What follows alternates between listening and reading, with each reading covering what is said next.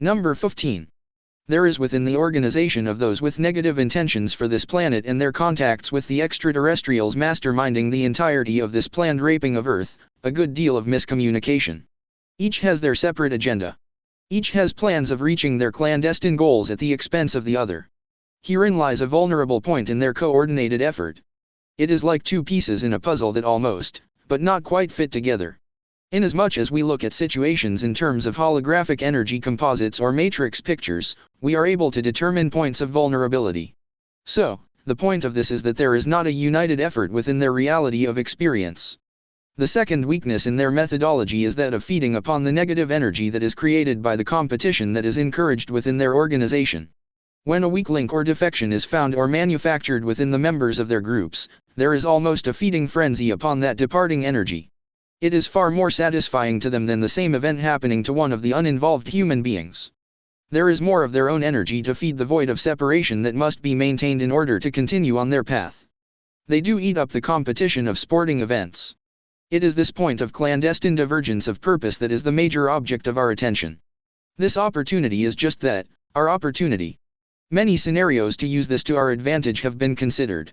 As yet no exact technique has been established, but several possibilities would accomplish the exact effect necessary. What we are saying here is that though your spearheading action is the key in the lock, there are forces at play here that are stacked up behind a dam that holds back energies that dwarf your ability to imagine them. Do not underestimate the importance of your role, however, for it is the trigger that releases this energy build-up. The forces of creation are hardly impotent, however they must work within the laws that create and maintain all of creation, the magnitude of which only the energies that allow the potential for creation can encompass. It is as if there is a holding of the breath until your free will participation begins the shift in the flow of energies. We on the one hand must encourage and guide you in your desire to fulfill your purpose and assist you to be ready to act so that you can participate in the flow of events that will manifest as this flood of energies is released into movement. Thus we are something like your sports coach, always with our game plan, but having to adjust and figure ways of compensating for the fluctuations in your synchronistic interactions, the movements and intentions of the adversary forces and the free will aspects of manifested experience. Unfortunately, we don't have any recognition for sainted patience in this level of experience. Neither do we have hair to pull out when you surprise us with your personal decisions. The degree of commitment to the changing of the destiny of the planet from how it is now moving, is our only organizational drawing power. The personal motive of the participating individuals is the primary element for inclusion in the beginning consideration of choice of contact. Then other elements of character must be considered. Blabbermouths must of course be excluded, but they are not likely to be available.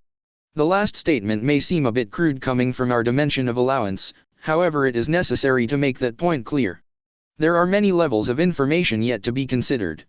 Until the primary contacts and discussions are begun, it would be impossible to go further with a cohesive formation of directions for you. There are no planned shots in the dark, so to speak. Even your contributions to the totality of this change in your reality must fit within the framework of the laws of this universe and of creation. The law of attraction is at the foundation of all other laws. You shall see this in the coming together of the essential beginning groups and in the final assembly that shall be the cornerstone of this new evolution of experience. Within this pregnant combination of consciousness shall this conception and movement into the birthing process be possible. It is often quoted that there are no accidents, however the free will ingredient within the evolutionary process certainly contains the seeds of both endless diversity and the leavening of the mix. We come to the end of this portion of our continuing dialogue as this process proceeds in an accelerating mode. Your days are blessed with synchronicity and healing. Love and light are showered upon you in great amounts in appreciation of your commitment. Number 16. The time, in your way of reckoning, is coming into a critical numbers of days. We prefer to see it as sequential events. But, since the knowledge of what these events might be is not available to you, time will have to be your way of being aware. We shall try to coordinate time/event correlation with regard to those events that are important for you to be aware of. At the moment, the contact between the parenting groups is the main focus. As things progress, we shall give you such information as is appropriate. The methods of contact between the members must be such that no clear pattern is apparent and the language used must be very vague. As we have mentioned before, certain words must not be used and certainly none consistently. Many of these people have their own pet names for those we often discuss. It would be well to avoid using these, but merely to allude to them or better yet not refer to them at all. This will help to prevent triggering the watchdog systems that monitor you on a regular basis. All systems of contact are monitored. You would do well to get accustomed to that understanding. The more recently a method has come into use, the more easily it is monitored. Unfortunately, wire and tomato soup cans just can't fill the bill, so it is with thought and caution that you must use your communication devices. The dilemma of face-to-face meetings is that if you meet in a public place you will be noticed, and if you begin to meet in a clandestine way, you will be noticed. This begins to sound like one of your spy movies, but things are as they are. At this point, of course, there is no problem, but as there begin to be meetings among those of you who are apt members of this project, 2 and 2 will begin to make sense to them. The ball must be passed onward and outward with little return contact regarding the project in a repetitious fashion. No one person or group of persons is to shepherd the project. All future meetings for business or personal reasons must purposefully exclude any reference whatever to this project. Phone calls, etc. must not be for the purpose of comparing notes. At a certain time the appropriate group shall come together for one meeting in which the ideas for this future experience of mankind shall be blended together.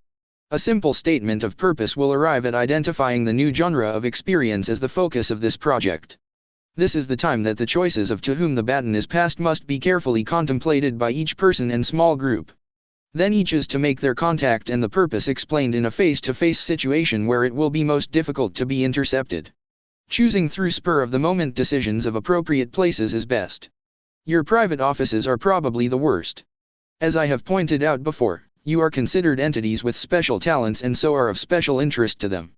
Do not underestimate your stature in their eyes.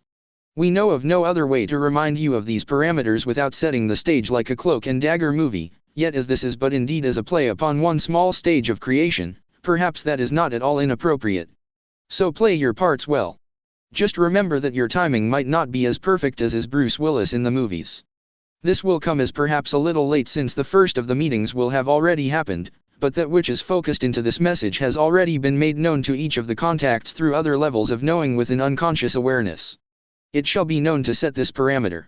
Other levels of your awareness are being instructed in this process in other ways than this. We are pushing you, but once the process has begun, it shall move more quickly than you imagine, for the pressure builds. The understanding of the hell that is planned for each and every human spirit shall cause the focus of a new paradigm to appeal to each contact at a spiritual level to a profound degree. A desire to participate and to help with the solution to the planetary dilemma will be like letting go of a long-held breath within the spirit of each. An overwhelming gratefulness shall bring forth the action necessary, for it is said, God loves a grateful heart. This is true, and much can be accomplished through this emotion. It causes an uplifting of the spirit. Certainly those of you who have been in service through the spreading of the truth to your fellow human beings can use an uplifting. As the acceptance of the future planned for this planet has come into your understanding, the failure of the people to grasp this and their refusal to believe its existence, has caused you to face many a discouraging hour. But, you have each continued on with your spreading of the truth. Isn't this a glorious change of focus, the understanding that at long last there is a way, a plan to take shape, and the forces of creation are indeed here to give help? This shall be a pivotal point within each consciousness that will bring a change of attitude and will begin to draw in multitudes of awakening people. It is not that the message of the truth of what is present and surrounding them will be different at this stage, but there will be a certain underlying attitude that will be the first trip of a trigger to each listening awareness. It will begin to be discussed and the message will pass from one to another in a gathering momentum. No longer will it be limited to only those who listen to the talk shows and lectures. Those who have read and informed themselves shall be asked to inform and explain. Faithful tellers of the awful tale, you are the avatars of this time. But in the new paradigm, victim/martyrdom has no place. It is not in the plan to allow that pattern to continue. This information is for your consideration. May your experience be filled with synchronicities and loving encounters. End number 16.